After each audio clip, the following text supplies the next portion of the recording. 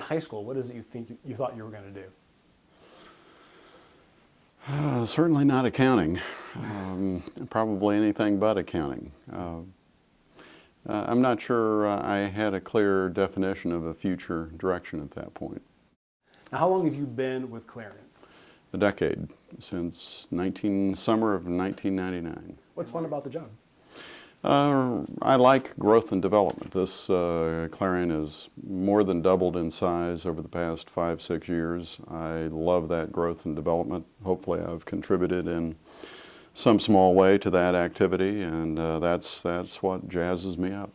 Now, when someone says to me CFO, I think when someone says to anybody CFO, they think, oh, that's the guy that balances the books. But I know that your duties go far beyond that. Give me a quick flavor of the range of your responsibilities.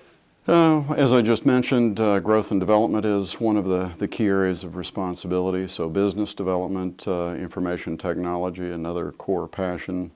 Some of the integrated services of the organization, supply chain management, managed care development. So a lot of other activity beyond just the traditional financial oversight.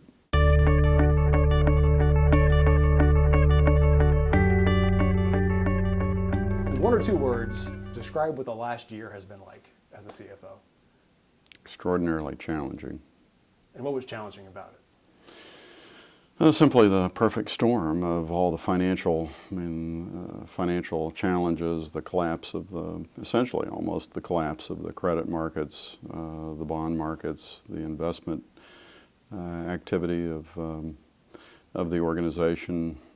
So debt, assets, liabilities, everything was in play. There was nothing that was a safe harbor. How did the recession affect Clarian the most? What aspect of it? Well, the balance sheet directly. The lifeblood of the Clarian organization really is the safety net of reserves that we hold. And that safety net of reserves and liquidity simply was, to some extent, not jeopardized, but certainly diminished by 2008 in the stock market.